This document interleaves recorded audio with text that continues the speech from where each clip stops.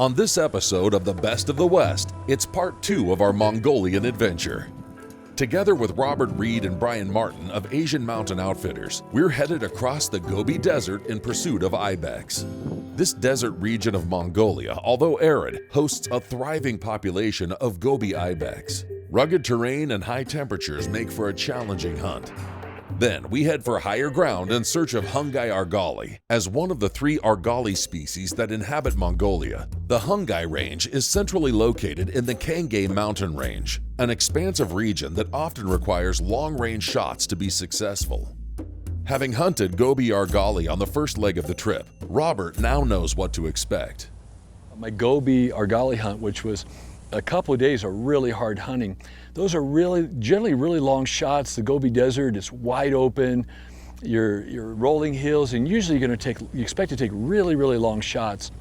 The animals were quite spooky. We would get within 600 to 700 yards and they would spook. So the stalk was difficult because it was really open country. But we just happened on the second day to find the ram I wanted to shoot, which is a super old one. And we just followed him around, and that took all day.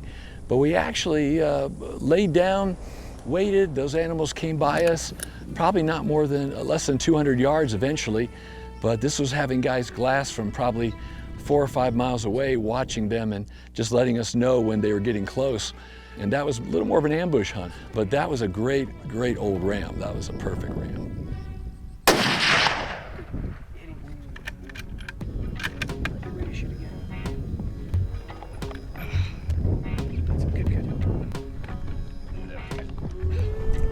160 yards, Bob made a heart shot, broke his leg, and it's a fabulous ram.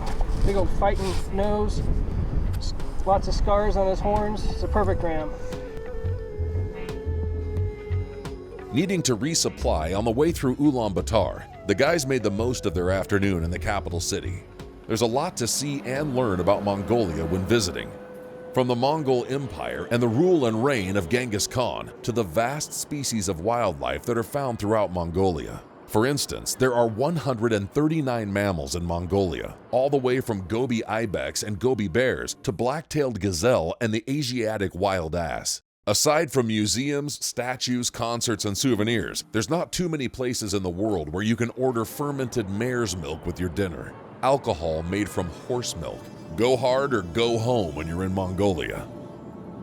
Restocked and on the road, it's a full day's travel to ibex camp. With a couple hours of daylight still remaining, the hope is to get up the mountain and potentially put together a solid plan for the morning hunt.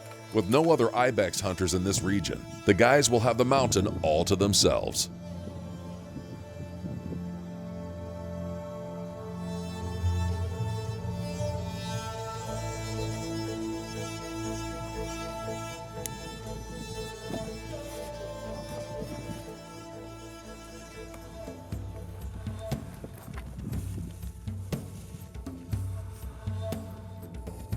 Give us a little update.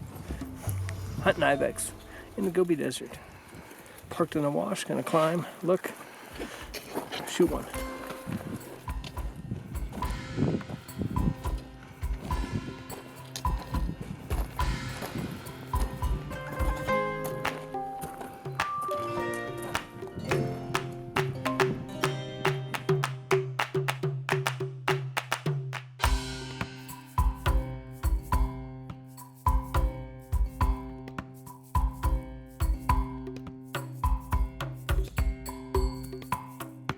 With last light fast approaching, there's still plenty of time to make something happen.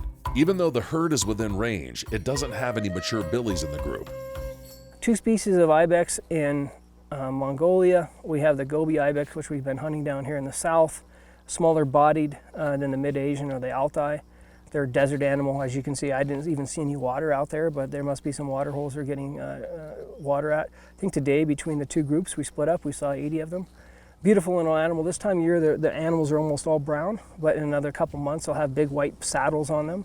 And the nice thing is you don't have to be super fit to hunt them. You don't have to be high altitude training. You don't have to take diamox. You don't have to hunt at 12 and 13,000 feet, but it still is mountainous. I mean, I was about 800 to 1,000 feet above the valley floor once or twice a day. So it is still a mountain hunt, but it's also a gentle mountain hunt. After the break, the guys find what they've been looking for. Keep it right here on your Long Range Hunting Authority.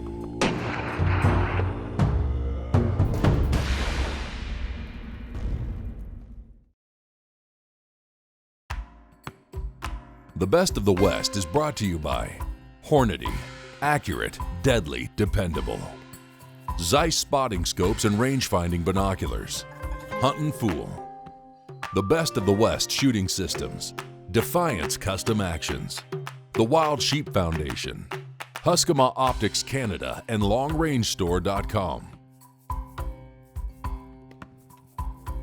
There are several different species of ibex found throughout the world. Even the United States has free-range ibex in the Florida mountains of New Mexico. Imported from Iran in 1970, the Bezor ibex thrive in this rugged environment. The Best of the West was privileged to be a part of such a unique opportunity back in 2013. Dump them. 4 years ago, we ventured to Spain in pursuit of the southeastern ibex and Bisete ibex. Seeing Spain through a Huskama scope is the ultimate way to tour the countryside. With abundant populations and mild terrain, ibex hunting in Spain is very enjoyable. For those that like a challenge, horseback riding in the remote mountains of Kyrgyzstan for mid-Asian ibex is truly a hunt of a lifetime.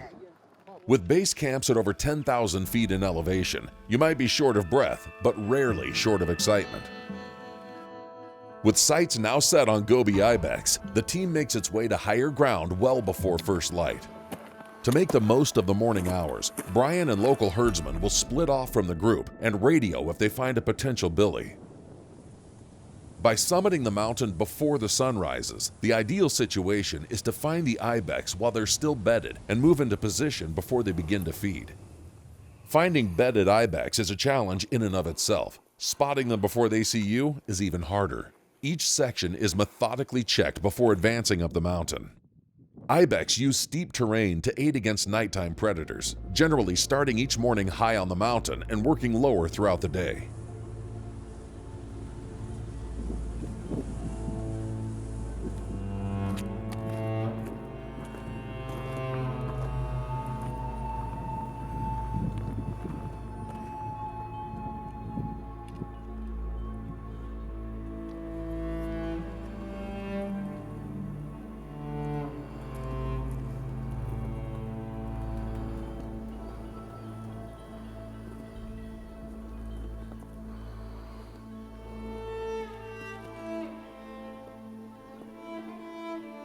With a single nanny spotted, guide Ari and a local herdsman move in for a closer look.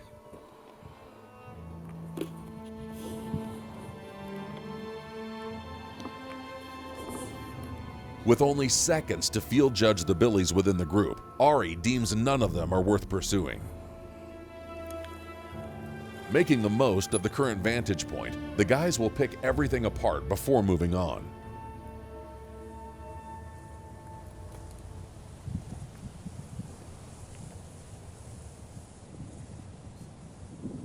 Having glassed up a lone billy at over a mile away, it's time to make a decision. Stay here in hopes of finding something closer without giving up the high ground, or roll the dice on a billy that's over a mile away and give up all the elevation gained this morning. Knowing full well that the billy could be long gone by the time they get there, they head out anyways. Having carefully picked a route that will conceal their stalk from the targeted billy, a keen eye must now be used to avoid alerting other ibex in the area.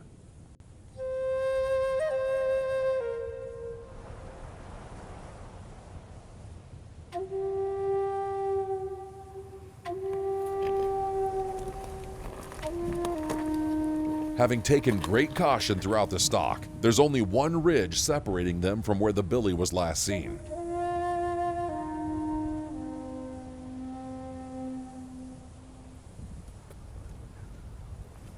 This is my first hunt I've actually had a cameraman, and it's a bit of a challenge. The ibex are really spooky. They got great eyesight. They're very aware of their environment. Anything different out of their environment, they'll get up. And this particular ibex was laying down facing us. So to get the cameraman up where he could get a shot, watch it, and then at the same time putting me in position was a bit of a challenge. And because he was laying down, and he had his beard, I had to shoot under his beard and above the ground. There's only about a 1 or 2 inch window, but this is where the great optics on the Huskma scope really help you dial down exactly to his range, really confident in the bullet, where it was going. The rifle's incredibly well made, pretty much a tack driver, and getting that bullet in just where it had to be. I couldn't have put it anywhere else.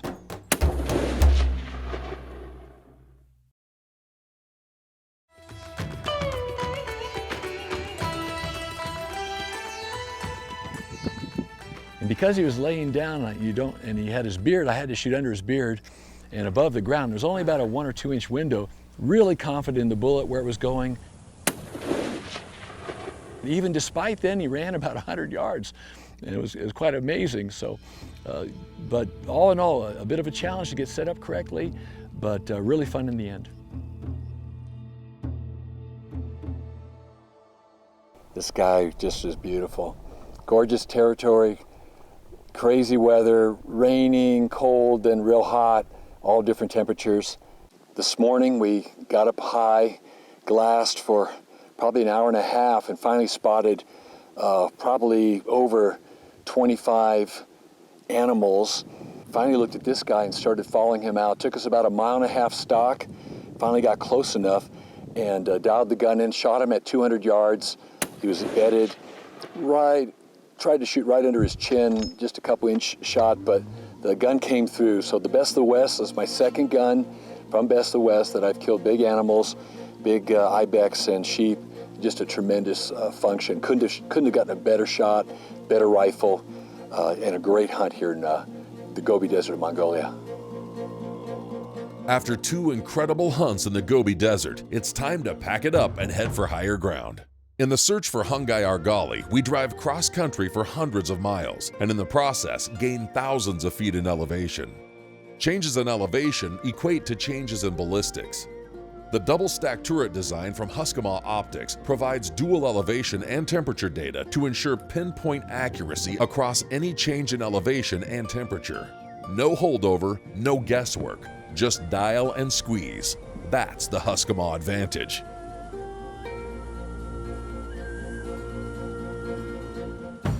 This is my first guiding experience in Mongolia. I've sent clients for years. I've came to scout some areas after the season was closed. In Mongolia, the season is short. It's July 1st until about October the 15th. Asia hunting is a challenge in that the travel is long, the shooting can be difficult, but the thing is the game's always here. I've got a lot of bighorns and stone sheep in British Columbia. You might see one legal ram. You may not see a legal ram, you may see 5 legal rams, maybe only one good old one. And here you can usually pick and choose and shoot rams that average 8 or 9 years old. Every once in a while you'll shoot a 7-year-old ram, but normally our rams are 8 to 10. When you're looking at judging an argali, and argalis can be a Marco Polo's an argali. You got the Humi argali in Kyrgyzstan, you got 3 argalis here. China has a bunch of argalis. They're all about the same in that you want a deep curl. You want a lot of mass down low. You want to shoot rams that are at least 8 years old. Sometimes you shoot a 7-year-old ram because you either can't age them or just maybe it's not growing as much, but you try and shoot between an 8 and 11-year-old ram. Most of the rams are probably 9. A few will hit 10 and 11. They just don't live that long in general. It's hard winters here. You got wolf predation, you have snow leopard predation. But the key is to try and shoot old rams. They're going to die of old age naturally. 2 of the rams that we killed this year, I don't know if would have made the winter, to be honest with you. When you're hunting an animal that only has 65 permits in the whole country, and that's divided between 3 different species, it's a very small, it's a small percentage of the population that are shooting. They could definitely hunt more. We don't know the exact population. I've heard 15 to 18,000 sheep in the country. You could have more if they had probably less grazing. We drove from the Gobi area, a lot of driving, a lot of glassing. And the first night that we hunted this area, there was I think 3 or 4 rams, and we got up to about 350, 380 yards, and could have shot it. It was a nice ram, 7-year-old ram, but it worked out well.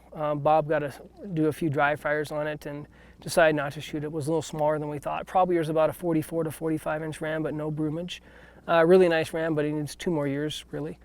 And so it gave us some more opportunity to look at some more animals. And I don't like shooting stuff on the first day unless it's a giant, and that was not a first day animal. The gobi that we shot was a first hour, first day animal, but we didn't find him the first day. When the Best of the West returns, the Mongolian adventure goes out with a bang.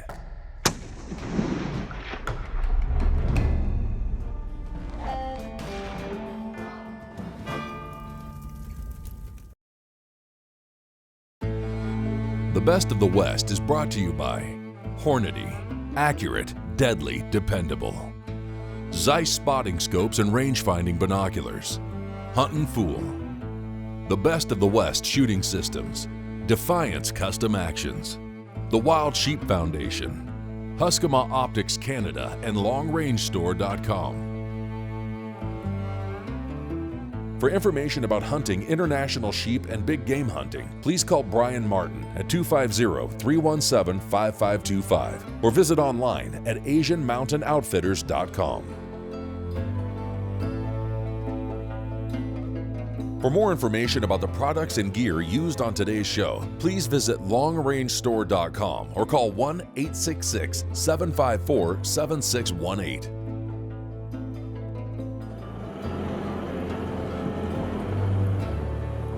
I love Asia, and I have hunted here now a few times, but one thing you should expect is more animals than you've ever seen. If you've been on a stone sheep hunt or a rocky hunt, you might see 2 good rams and several small rams, but that's about it. Maybe a couple weeks of hard work. Here you can see 40 to 50 rams a day. My Kyrgyzstan hunt a few years ago, I think I saw 2,000 rams. So that's so much different. You have to overcome the language barrier and the logistics. You hire a great outfitter. Don't be afraid to spend some money on your outfitters. It's not like Canada. It's not like North America. You got to get the right people to help you. And that's pretty much the way to go. Here in Asia, just like most sheep hunting, you need great optics. Some of those sheep were 2 to 3 miles out. You have to have great optics to find them. They have lots of animals, but they are spread out. It's very dry, there's no water holes, and the animals have to go to different spots. So having optics are really important. So you start out with great spotting scopes, great binoculars. You follow that up with a great scope that can get you on the animals, adjust quickly, different elevations. I hunted from almost 7,000 feet here down to around 3,800 feet. So you just need to have everything dialed in pretty quick. We saw some ram skyline, probably 600 yards, and they came down a bit, and of course my local guides and outfitters wanted to they were very hesitant about taking a shot. No one's ever shot that far here on their hunts. Maybe 300 yards is the longest shot, and it was out about almost 500 yards, 490 yards. I had real confidence in the weapon. We had a great rest. I really felt that we could shoot them well and safely and humanely. So as soon as it came off the skyline, got down below a little bit where it was an ethical, good shot.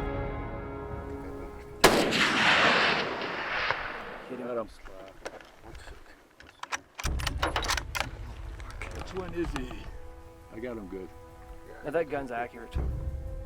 We made that shot, and our Mongolian guides were really excited because they'd never seen a shot that long.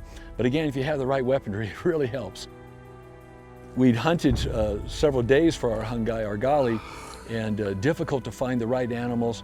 So when I made the shot and they told me he was down, it was an awesome wave of relief. You get it done. I actually was able to see the animal drop in the scope. Wonderful relief when he was down, and we did a bunch of big cheers right then. Our Mongol outfitters and guides aren't the most emotional people, I would say. I gave them a big old hug, and that surprised them just as much as making a long shot, so it worked out pretty well.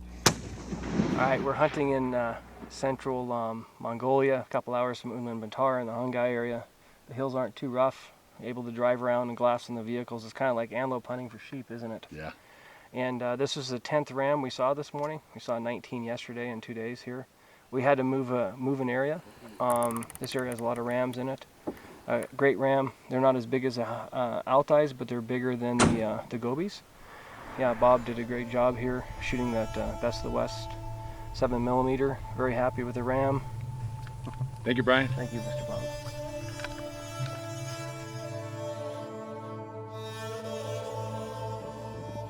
The highlight of my gobi hunt was an ancient ram, perfect, hardworking. I would say my highlight of my hangai hunt was a long shot that really no one except myself felt comfortable because I understood my weapons so well. And the ibex hunt was just great shot placement. Really proud of that shot.